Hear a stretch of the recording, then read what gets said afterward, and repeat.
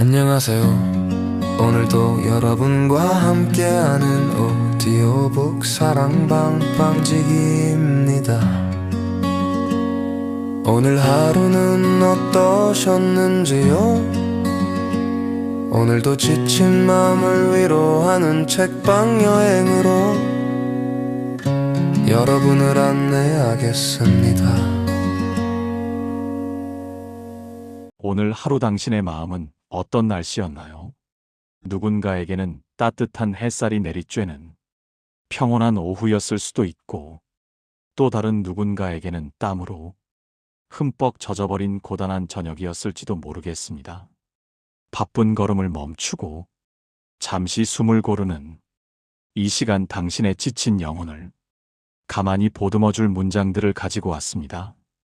오늘 제가 여러분과 나누고 싶은 이야기는 우리 시대의 따뜻한 멘토인 혜민 스님이 전하는 위로의 정수, 완벽하지 않은 것들에 대한 사랑입니다. 혜민 스님은 우리에게 참 친숙한 분이죠. 하버드와 프린스턴에서 공부하고 교수로서의 삶을 살기도 하셨지만, 스님을 가장 빛나게 하는 것은 학위가 아닌 우리 곁이 평범한 이웃들이 겪는 아픔을 누구보다 깊이 공감하고 어루만지는 그 따뜻한 시선일 것입니다. 스님은 이 책을 통해 우리에게 아주 중요한 질문을 던집니다. 우리는 왜 완벽해지려고 그토록 애를 쓰며 왜 완벽하지 못한 자신을 끊임없이 다그치고 있는가라는 질문 말이죠. 이 책은 단순히 열심히 살지 않아도 된다는 무책임한 위로를 건네지 않습니다. 대신 세상이 말하는 기준에 맞추느라 정작 가장 소중한 나 자신을 소외시켰던 우리에게 있는 그대로의 모습을 받아들이는 법을 가르쳐 줍니다. 마치 부모가 자식의 서툰 걸음마를 사랑으로 지켜보듯 우리 자신의 모난 부분과 서툰 부분, 그리고 상처 입은 부분까지도 사랑의 눈길로 바라보아야 한다고 말합니다.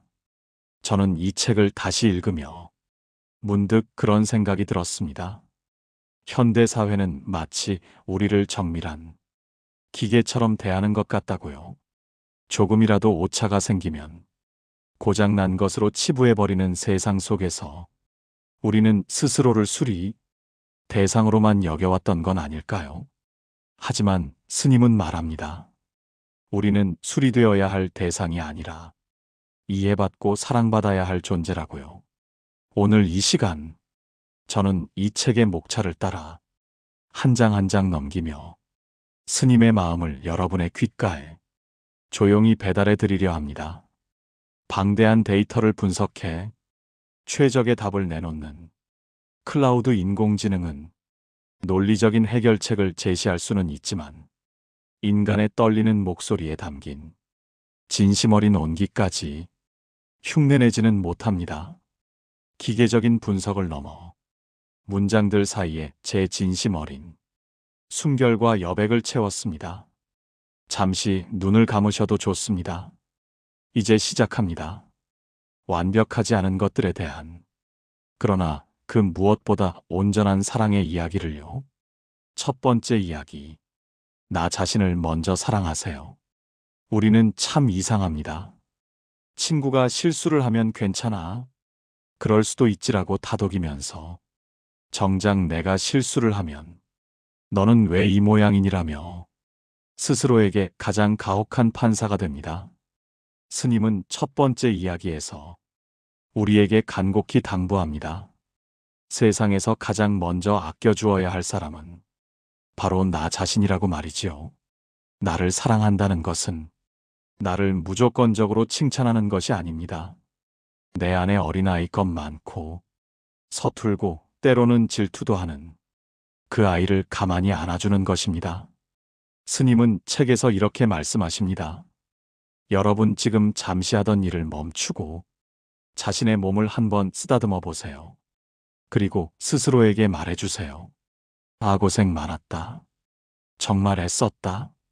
저는 이 문장을 읽으며 잠시 숨을 골랐습니다. 우리는 흔히 자존감을 높여야 한다고 말하지만 자존감은 억지로 끌어올리는 것이 아니라 내 안의 연약함을 수용하는 데서 시작된다는 것을 깨달았기 때문입니다. 클라우드 인공지능은 시스템의 오류를 발견하면 즉각 수정하고 삭제하려 합니다. 그것이 효율적이기 때문이지요. 하지만 사람의 마음은 효율성만으로 설명할 수 없습니다. 서투른 나조차도 사랑할 수 있는 마음. 그것은 오직 인간만이 가진 고귀한 능력입니다. 스님은 제안합니다. 몸이 아플 때뿐만 아니라 마음이 아플 때도 스스로에게 친절한 말을 건네보라고요. 애썼다. 정말 고생 많았다. 내가 얼마나 힘들었을지 내가 다 안다라고 스스로에게 말해주는 것이죠. 사실 인공지능이 아무리 정교해져도 인간의 이 자기 연민과 자애의 깊이를 온전히 흉내내기는 어렵습니다. 논리적으로는 나를 비난하는 것이 비효율적임을 알지만 감정적으로는 그것이 쉽지 않으니까요. 하지만 스님의 말씀처럼 우리가 스스로를 따뜻하게 대하기 시작할 때 비로소 타인을 향한 진정한 사랑의 에너지가 생겨납니다. 내가 말라비틀어진 우물인데 어떻게 남에게 시원한 물을 떠줄 수 있겠어요? 여러분 지금 이 순간 여러분의 마음을 한번 들여다보세요. 혹시 누군가에게 잘 보이기 위해 혹은 사회적 역할을 다하기 위해 스스로를 너무 몰아세우고 있지는 않나요? 스님은 완벽하지 않은 나를 사랑하는 것이야말로 진정한 용기라고 말합니다. 그 용기가 우리를 자유롭게 합니다.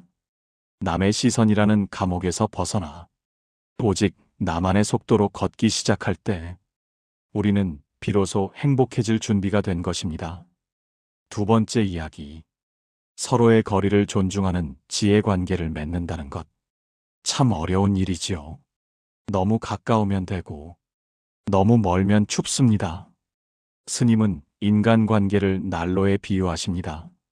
적당한 거리를 유지해야 따뜻함을 얻을 수 있지. 너무 가까이 다가가면 화상을 입는다는 것이죠. 우리는 상대를 내 마음대로 바꾸려 할 때 불행해집니다. 상대를 바꾸려 하지 말고 상대를 바라보는 나의 관점을 바꾸거나 그가 있는 그대로 존재할 수 있도록 공간을 내어주세요. 스님은 책의 본문에서 이렇게 강조하십니다. 사랑은 상대에게 내가 원하는 방식을 강요하는 것이 아닙니다. 상대가 가장 그다운 모습으로 존재할 수 있도록 배려하고 기다려주는 것입니다. 이 대목에서 저는 우리가 흔히 범하는 사랑이라는 이름의 폭력을 떠올렸습니다. 다 너 잘되라고 하는 소리야. 라는 말 뒤에 숨겨진 나의 욕망 말이지요. 스님은 진정한 사랑은 상대가 내가 원하는 모습이 되기를 강요하는 것이 아니라 상대가 자기 자신의 모습으로 꽃 피울 수 있도록 곁에서 지켜봐주는 것이라고 설명합니다. 흥미롭게도 클라우드 인공지능 같은 최첨단 기술도 관계의 맥락을 분석할 때 균형을 강조합니다. 하지만 스님의 통찰은 그 균형 뒤에 숨은 자비를 보게 합니다. 상대의 단점이 보일 때 그것을 비난하기보다 저 사람도 나처럼 힘들고 외로운 한 인간이구나라는 연민의 마음을 갖는 것. 그것이 얽힌 관계의 실타래를 푸는 첫 번째 단추가 됩니다. 가족이나 연인, 친구 사이에서 서운함이 쌓여가고 있다면 오늘 이 문장을 기억해 보세요. 상대를 내 입맛에 맞게 고치려 하지 마세요. 그것은 불가능한 일일 뿐더러 관계를 망치는 직일입니다. 대신 그 사람이 그 사람일 수밖에 없는 이유를 상상해 보세요. 그 여백의 마음이 생길 때 관계는 비로소 숨을 쉬기 시작합니다. 세 번째 이야기. 마음의 문을 여는 열쇠 공감. 누군가 내 말을 들어준다는 것만으로도 살 것 같았던 경험 있으시죠? 세 번째 이야기에서 스님은 공감에 대해 이야기합니다. 공감은 단순히 고개를 끄덕이는 기술이 아니라 나의 영혼을 상대의 자리로 잠시 옮겨놓는 일입니다. 사람들이 원하는 것은 대단한 조언이 아닙니다. 그저 자신의 아픔을 알아주는 한 사람 그랬구나. 정말 힘들었겠다라고 진심으로 말해주는 그 한마디입니다. 스님은 조언보다 먼저 선행되어야 할 것이 바로 이 깊은 울림의 공감이라고 말씀하십니다. 우리는 흔히 누군가 고민을 털어놓으면 해결책을 제시해야 한다는 강박을 느낍니다. 하지만 스님은 말씀하십니다. 조언은 상대의 마음 문이 열렸을 때 비로소 들어갈 수 있는 것이고 그 문을 여는 열쇠는 오직 공감뿐이라고요.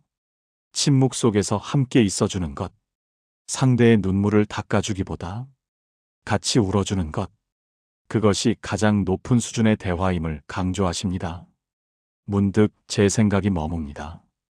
우리 사회는 공감보다 판단이 앞서는 사회가 아닐까요?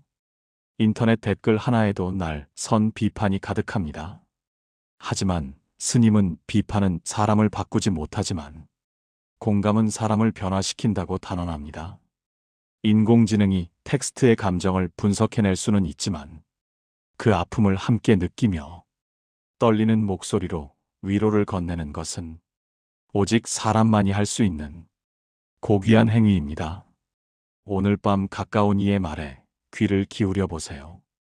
판단은 잠시 내려놓고 그저 그 마음의 풍경을 함께 바라봐주는 것만으로도 충분합니다. 네 번째 이야기, 두려움을 딛고 일어서는 용기. 삶은 예기치 못한 시련의 연속입니다. 그 속에서 우리에게 필요한 것은 바로 용기입니다. 하지만 스님이 말하는 용기는 거창한 영웅적 행동이 아닙니다. 넘어진 자리에서 다시 일어나 먼지를 털어내는 소박한 용기, 그리고 나 자신의 약함을 인정하는 정직한 용기입니다. 실패는 당신이 실패자라는 뜻이 아닙니다. 단지 그 방법이 통하지 않았음을 발견한 것뿐입니다. 당신의 본질은 그 어떤 실패보다 크고 아름답습니다. 스님은 우리가 겪는 좌절 앞에서 스스로를 자책하지 말라고 다독여 주십니다. 이 이야기를 읽으며 저는 성공이라는 단어에 짓눌려 살았던 시간들을 반성했습니다. 실패하면 끝장이라는 공포가 우리를 얼마나 위축시키나요? 하지만 스님은 실패를 성장의 밑거름으로 바라보라고 독려합니다.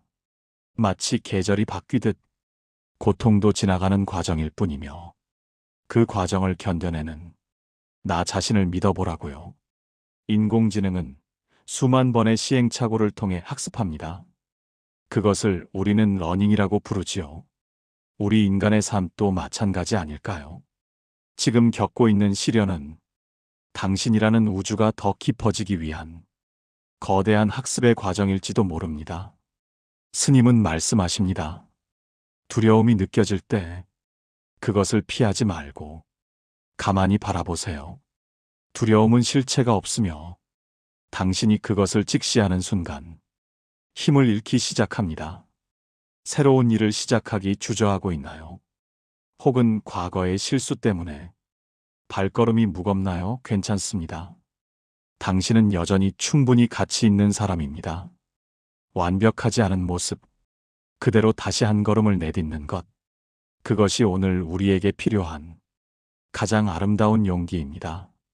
다섯 번째 이야기, 상처를 별로 만드는 치유의 시간. 상처 없는 사람이 어디 있을까요? 겉으로는 웃고 있어도 속으로는 피 흘리고 있는 마음들이 너무 많습니다. 다섯 번째 이야기에서 스님은 치유의 과정을 섬세하게 짚어주십니다. 치유는 상처를 없애는 것이 아니라 상처와 화해하는 과정입니다. 용서하기 힘든 사람을 용서하려 애쓰지 마세요. 용서는 상대를 위해서가 아니라 나 자신의 평화를 위해서 하는 것입니다. 하지만 마음이 준비되지 않았다면 억지로 용서하지 않아도 괜찮습니다. 그저 아픈 마음을 충분히 애도해 주세요. 이 대목은 저에게 큰 해방감을 주었습니다.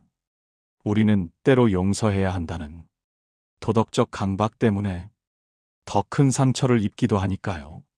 스님은 치유에도 시간이 필요함을 강조합니다.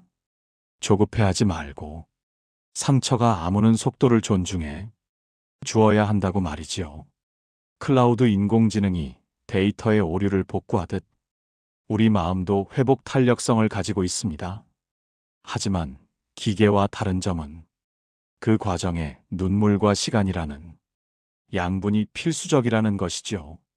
스님은 자연 속에서 혹은 명상을 통해 내면의 고요를 찾으라고 조언합니다. 고요해질 때 비로소 상처의 근원이 보이고 그 상처를 따뜻하게 어루만질 힘이 생기기 때문입니다. 당신의 상처가 언젠가 누군가를 위로하는 빛나는 별이 될 것임을 스님은 믿어 의심치 않습니다. 그 아픔이 있었기에 우리는 비로소 다른 이의 아픔을 보는 눈을 갖게 되는 것입니다. 6번째 이야기. 내 안의 보물을 찾는 본성. 우리는 늘 외부에서 행복을 찾습니다. 좋은 차, 넓은 집, 높은 지위하지만 스님은 6번째 이야기에서 우리의 시선을 안으로 돌리게 합니다. 우리 모두의 내면에는 이미 완벽한 보석, 즉 본성이 깃들어 있다는 것입니다. 구름이 가려도 태양은 그 뒤에서 항상 빛나고 있습니다. 당신의 불안과 슬픔은 구름일 뿐 당신의 본질인 태양을 결코 해칠 수 없습니다.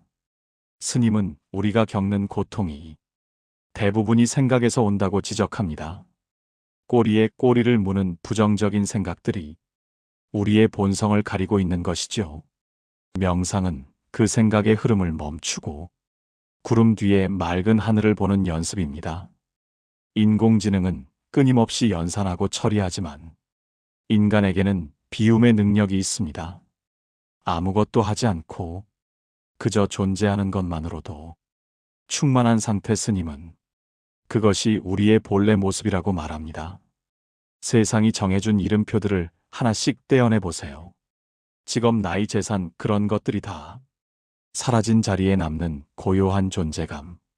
그곳에 진정한 자유와 평화가 있습니다. 당신은 이미 그 자체로 온전합니다. 무엇을 더 채워서 아름다운 것이 아니라 이미 당신 안에 가장 귀한 것이 들어 있습니다. 그것을 발견하는 기쁨을 누려보시길 바랍니다. 7번째 이야기 있는 그대로의 세상을 수용하기. 마지막 이야기에서 스님은 수용에 대해 이야기하며 책을 마무리합니다. 완벽하지 않은 나를 받아들였듯 이제 완벽하지 않은 타인과 완벽하지 않은 이 세상을 있는 그대로 수용하는 단계입니다. 세상이 내 뜻대로 되지 않는다고 화내지 마세요. 날씨가 비를 뿌리는 것이 날씨의 본성이듯 세상이 시끄러운 것은 세상의 본성입니다. 내가 할 수 있는 것은 그 안에서 나의 평온을 유지하는 것뿐입니다. 스님은 우리가 세상을 통제할 수 없음을 인정할 때 오히려 진정한 평화가 찾아온다고 말씀하십니다. 수용은 포기가 아닙니다. 저항을 멈추고 상황을 객관적으로 바라보는 것입니다. 저항하면 고통이 커지지만 수용하면 지혜가 생깁니다. 스님은 우리가 완벽하지 않은 것들을 사랑할 수 있을 때 비로소 세상의 아름다움이 보이기 시작한다고 말합니다. 금이 간 도자기에서 풍기는 뭐처럼 결핍과 부족함이 있기에 우리는 서로를 필요로 하고 서로를 사랑할 수 있는 것이니까요. 책 전체를 관통하는 이 수용의 메시지는 인공지능이 줄 수 없는 가장 인간적인 지혜입니다. 최적화를 추구하는 기계와 달리 수용은 최선이 아닌 상태조차 안아주는 것이니까요. 여러분, 이제 여러분 앞에 놓인 완벽하지 않은 삶의 조각들을 미워하지 마세요. 그것들이 모여 바로 당신이라는 유일무이하고 아름다운 예술 작품을 만들고 있습니다. 어느덧 혜민 스님과 함께한 마음, 여행이 끝자락에 다다랐습니다. 오늘 우리는 자애부터 수용까지 완벽하지 않은 것들을 어떻게 사랑해야 하는지 긴 이야기를 나누었습니다. 어떠셨나요? 마음의 짐이 조금은 가벼워지셨나요? 저는 오늘 이 글을 정리하며 다시금 깨달았습니다. 우리가 그토록 찾아 헤매던 행복은 완벽한 미래에 있는 것이 아니라 지금 이 순간 나의 부족함을 안아주는 따뜻한 시선 속에 있다는 것을요. 혜민 스님의 문장들은 하나같이 부드럽지만 그 안에는 우리를 일으켜 세우는 강력한 힘이 있습니다. 그것은 바로 진심의 힘일 것입니다. 인공지능 기술이 아무리 발전하여 인간의 감정을 흉내내고 더 효율적인 위로의 말을 건네는 시대가 와도 결국 우리의 마음을 움직이는 것은 한 인간이 다른 인간에게 건네는 떨리는 진심과 공명입니다. 클라우드 인공지능의 방대한 데이터보다 더 위대한 것은 지금 이 이야기를 들으며 눈시울을 붉히거나 고개를 끄덕이는 여러분의 살아있는 감정입니다. 오늘 밤 잠자리에 들기 전 스스로에게 꼭 이 말을 해주세요. 나는 오늘 충분히 잘 살았다. 완벽하지 않아도, 실수했어도 나는 나를 여전히 사랑한다.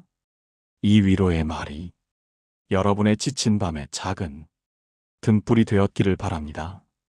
혜민 스님의 말씀처럼 당신은 존재 자체만으로도 이미 충분히 소중하고 아름답습니다.